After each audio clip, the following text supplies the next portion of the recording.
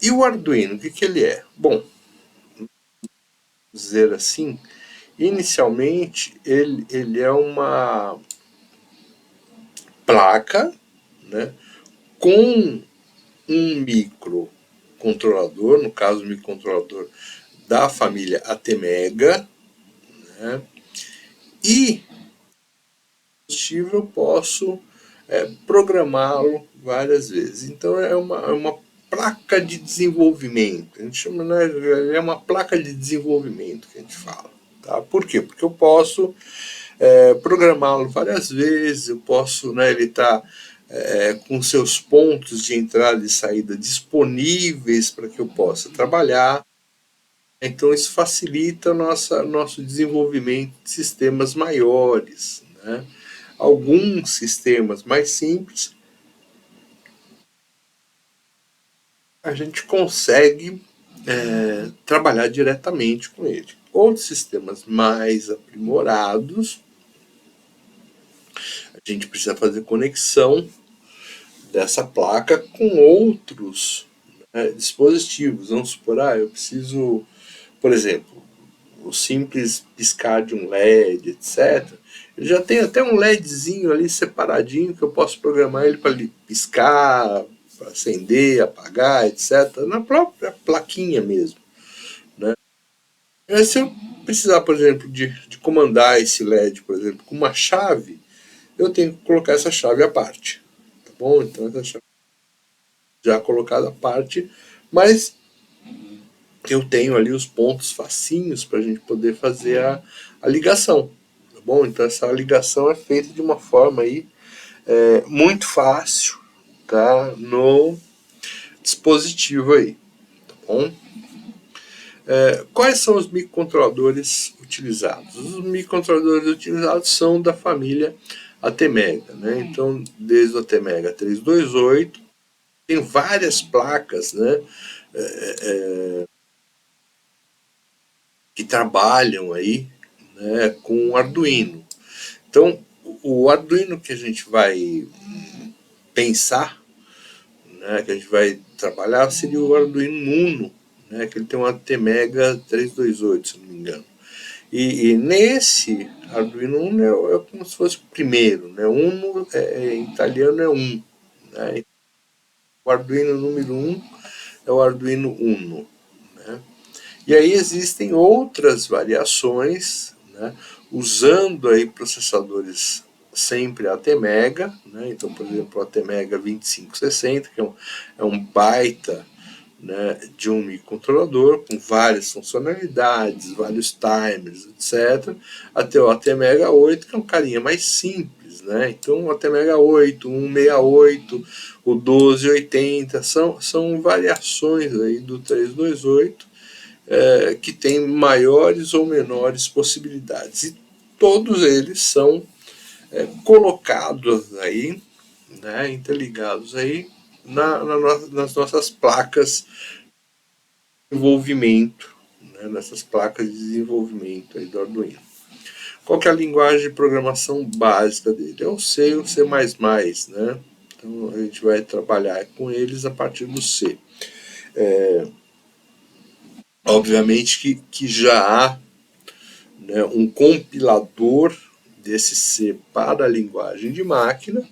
Esse compilador já está embutido no software de IDE do sistema, e assim que você já programa ele com esse C, ele já faz a conversão de C para a linguagem de máquina e transfere para a placa, né, de desenvolvimento.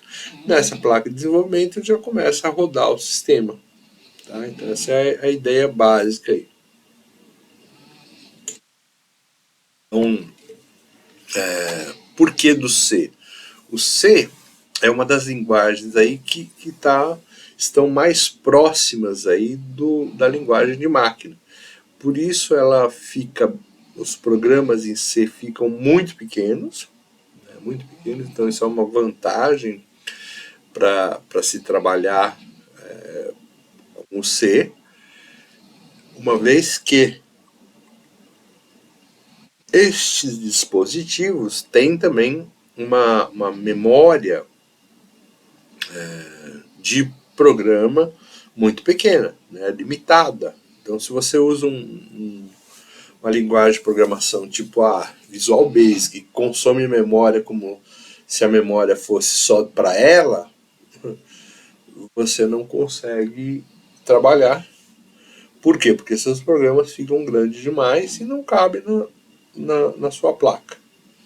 Então você se viu muito adequado por conta disso. Como ele é muito próximo da linguagem de máquina, e acaba fazendo programas em máquina, né, muito menores, que cabem no dispositivo aí com uma certa facilidade. Tá bom? Então essa é a principal razão de se utilizar o C++. Tá bom? Bom, então a arquitetura do Arduino basicamente é essa aqui, né? Então ele tem uma fonte de alimentação aí que pode ter tensão variando aí de 7 a até 30 volts, tá bom? Internamente, eu tenho uma fonte de alimentação que vai regular essa entrada aí que varia de 7 a 30 volts. Então, né, eu posso trabalhar com uma extensão muito grande aí de fontes, elas nem precisam estar estabilizadas, etc. Então, fica muito fácil da gente ligar esse Arduino aí, né? Então eu tenho um plugzinho do tipo jack, né? Então é nesse plugzinho do tipo jack que eu vou colocar essa fonte de alimentação aí de 7 a 30 volts. Né? Então a fonte de alimentação interna da placa do Arduino já vai regular ele em 5 volts ou 3,3 volts. Né? Então são os dois usos aí. Essa 5 volts vai alimentar o núcleo, né, ou processador e controlador, ou até mega, né, e eu vou ter aí uma série de coisas que a gente vai trabalhar aí nessa placa, né. Então a gente vai ter a filtragem aí e a regulagem dessas duas fontes de 5 e 3,3 para que ela fique disponível aí para eletrônica externa. Então essas tensões que foram reguladas, filtradas, deixadas bonitinho dentro da placa do Arduino, isso vai ficar disponível para você utilizar na sua eletrônica externa. Então pensa aí que você vai precisar né, de um sistema qualquer que precisa ser alimentado, ó. Então você tem 5 ou 3,3 volts aí para alimentar esses sistemas, né? Eu vou ter entradas, né? Deixa eu trocar essa opção de ponteiro, caneta. Então eu vou ter entradas aí digitais, né? E saídas, tá? Então essas meninas aqui, elas são utilizadas principalmente aí para a gente poder trabalhar na eletrônica externa com chave, botão, sensor, tudo aquilo que for binário, né? Então eu tenho duas condições: condição de desligado, normalmente associado a 0, e condição de ligado, normalmente associado a 1, né? Então tudo que tiver essas duas condições vão ser possíveis de ser programadas e comandadas aí por essas entradas e saídas digitais. Eu quero ligar um LED. Opa, o LED, quais as condições que o LED pode ter? Ligado e desligado. Né? Então você pode utilizar aí uma entrada e saída digital para ele. Tá bom? O seu sensor, por exemplo, pressão tipo on-off. Né? Ou seja, tem pressão ou não tem pressão. Então, é uma entrada de um sensor que ele tem duas condições só, né? Ou tem pressão ou não tem pressão. Então, é uma entrada típica digital, né? Onde você tem on-off 0 ou 1. chaves, né? Então as chaves também tem duas posições, quais? Ligado e desligado. Então é onde eu vou colocar aí. Botãozinho também, ou é ligado ou é desligado. Então todos esses são entradas e saídas digitais, tá? Mais embaixo a gente tem aí entradas analógicas. Vamos supor que você coloque aí no seu sistema que você quer ter uma posição, né? Então você vai colocar ele num potenciômetro, por exemplo, né? Alimentar ele, sei lá, com aquele mais 5 volts de um lado, ou GND, né? Ou lado, e a posição do seu potenciômetro vai gerar uma tensão aí entre 0 e 5 volts, que vai ser mandada lá para a sua entrada analógica. Com isso você vai saber o que? A posição onde esse potenciômetro está. Né? Então ele é um conversor, aí, um indicador de posição, né? E ele tem então uma entrada analógica. Da mesma forma que a gente deu esse exemplo aqui do potenciômetro, a gente pode ter um sensor de temperatura, um sensor de posição, onde eu não tenho uma entrada de temperatura do tipo, olha, a temperatura está alta ou está baixa. Não, a temperatura é de tanto, né? Olha, 15 graus, 25 graus. Então eu tenho uma entrada aí que é uma entrada analógica. Tá? Então essa entrada analógica eu consigo direto mandar lá para o nosso sistema de entradas analógicas, que vai mandar essa informação lá para a T-Mega. De outra forma, ele tem saídas analógicas, mas são saídas analógicas tipo... Professor, Oi, boa noite. boa noite. Voltando um pouco de 0 a 5 volts, eu fiz no trabalho eu fui tentar fazer esse sensor de temperatura, né? E você tem que converter ele de 0 a, acho que a 1024, né? Para ele Exato. poder funcionar direitinho. Só que assim, ele estava dando muita variação. Ele não ficava certinho a temperatura. Você tem que criar uma média, né? Para poder funcionar correto, né? O que acontece assim, tanto potencial, o que o Juan falou aí, o Trimpote é um interessante, é um meio interessante para ele ficar um pouco mais preciso uma vez que você regula e deixa ele lá, né? No caso do sensor de temperatura, o que acontece? Ele, a cada momento, ele está te mandando uma informação de temperatura, né? E isso vai ocorrer muito rapidamente. A vantagem de sistemas microprocessados, microcontrolados, é que eles são rápidos. Mas uma vez rápido demais, né, a cada momento ele vai te dar uma leitura, né? Normalmente devem ser leituras próximas, né, mas com pequenas variações, porque a entrada analógica aí é uma entrada de 10 bits, por isso vai variar de 0 a 1023, né, porque eu tenho 10 Sim. bits ali de precisão. E aí aquele valor você vai converter, né? Então, qualquer informação dessas de 5 a 0 volts, em que você dividir por 1024, poxa, sua precisão aí vai ser de alguns milivolts, né? Então é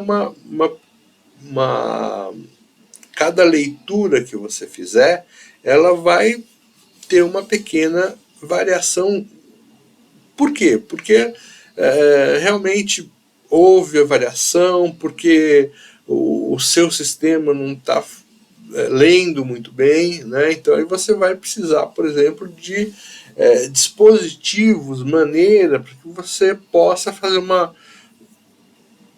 filtragem, né? Isso aí entra como se fosse um ruído. O negócio é tão rápido que você acaba percebendo ele como se fosse um ruído e ele não fica muito interessante. Então, por exemplo, se você colocar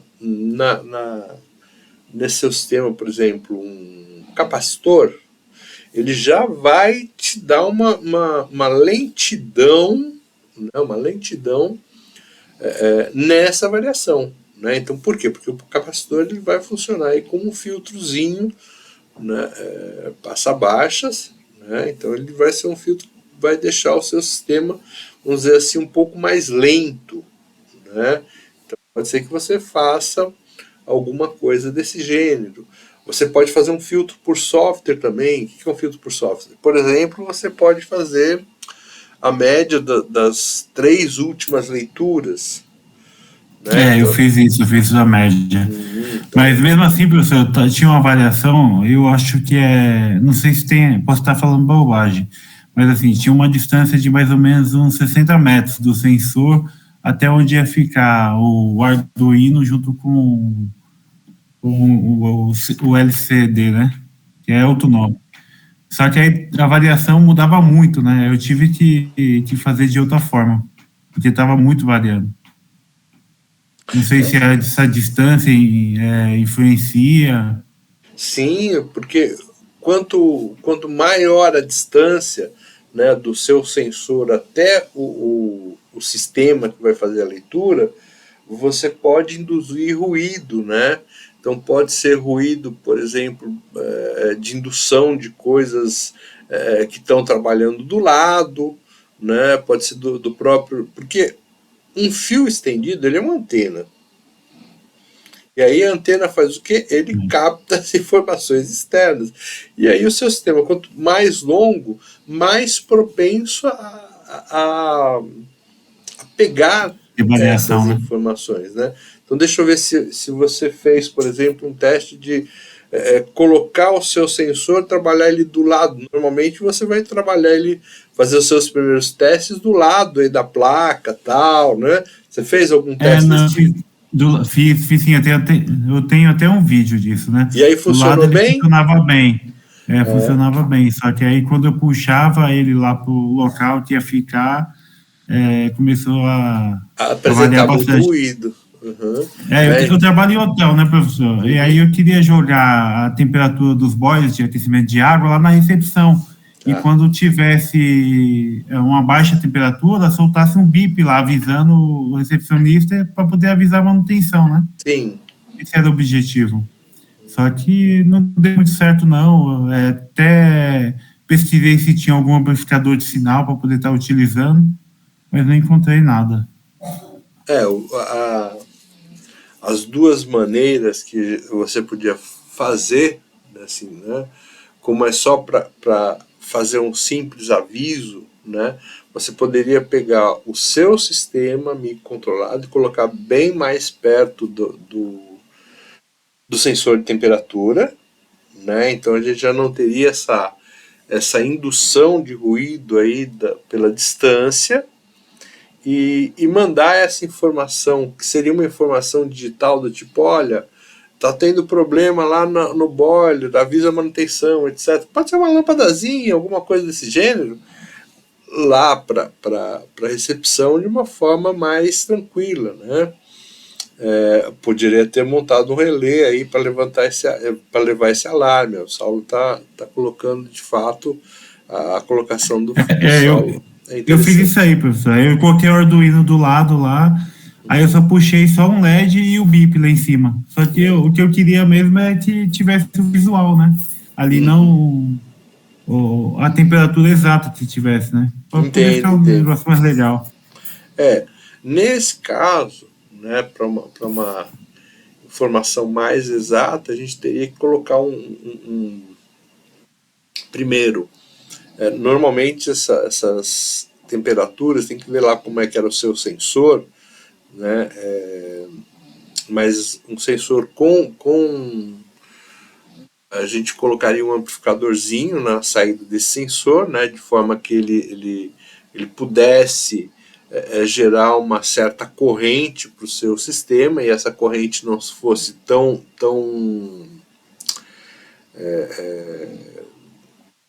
sensível aí aos ruídos, né? Então uma corrente maior aí que de um simples sensor e aí sim você poderia transmitir isso numa distância maior, né? E obviamente que todo o aparato de, de fiação, etc., teria que ser devidamente aterrada, etc., né? Então seria o próximo passo aí para você deixar esse cara mais longe um pouco, tá bom? Ferrite Entendi. ajuda. Alessandro, falar a verdade, não sei como é que usar o ferrite aí nesse caso não, tá? Você me dá um Beleza, toque. professor. Obrigado, hein? Não, que é isso. É. Bom, beleza. Então a gente estava falando aqui dos. Cadê meu amigo aqui? Aqui. Opa, aqui. Então, a saída analógica, né?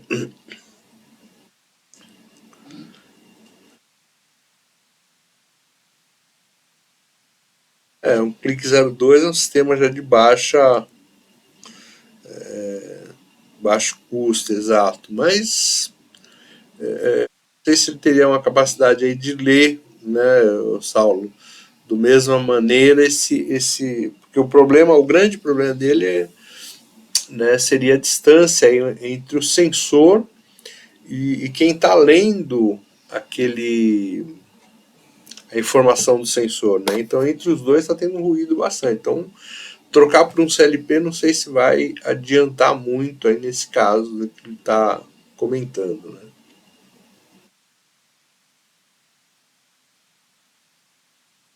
Óbvio que há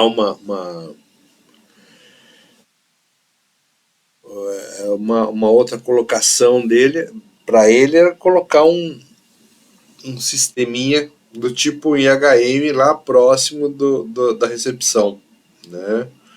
Isso é fato, né? Então isso é um cara interessante. Por quê? Porque o microcontrolador estaria próximo do sensor, né? E aí a transmissão da informação lá para a recepção seria uma transmissão já mais robusta, né? A nível digital, né? Então você pode pôr uma IHM lá mais longe, né? Então isso é fato. Tá bom? Bom, da mesma forma que a gente tem entradas analógicas, a gente pode ter saídas analógicas, mas só que a saída analógica aqui do ATmega é uma saída que na realidade o cara não tem muita. O ATmega em si, como microcontrolador, ele não tem como gerar um sinal, por exemplo, né, de meio volt, né, porque ele está sendo alimentado por 5 volts. Então, ou ele gera na saída 0, ou ele gera na saída 5. Ou é 0 ou é 1. Né?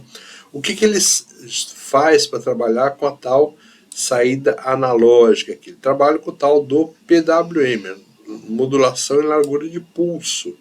Então, ele muda o tamanho do pulso que ele está trabalhando, né, de forma a simular uma saída analógica. Né? Então, isso é interessante. Então, por exemplo, se eu estou, por exemplo, então imagina um pulso aí de, vamos falar aqui bem, 1 milissegundo. Então, se nesse pulso de 1 milissegundo eu usar meio milissegundo em 0, meio milissegundo em 1, ou seja, 50%, eu estou mandando uma informação analógica de 50%. Se eu colocar desse 1 milissegundo, né? Eu colocar, por exemplo, 0,9 milissegundos em 1 e 0,1 milissegundos em 0, ou seja, 90% do tempo ele está em 1. Então a informação que eu estou passando é de 90%. Né? Então esse cara aí é uma saída analógica, não muito, né? Mas ele dá conta do recado aí, principalmente para a gente controlar potência, né, de motor. Então ele usa aí como controlador de servomotores, né? Então é muito interessante isso aí. Ele tem aí uma porta de comunicação serial aí que ele de transmissão e recepção de dados, né? Eu posso usar no Wi-Fi, Bluetooth, etc. Né? E ele usa também como um conversor aí, né, serial para USB. E a nossa gravação do programa, né, vai ser através desse USB. Então a gente vai plugar a nossa placa do Arduino Uno via, né,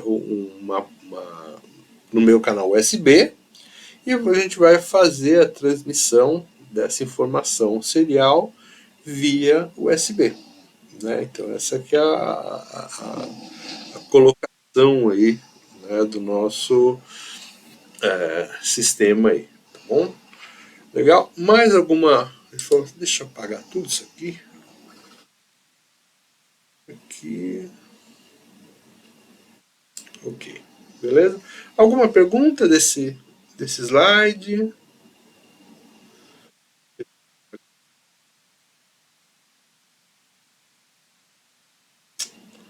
Beleza, né?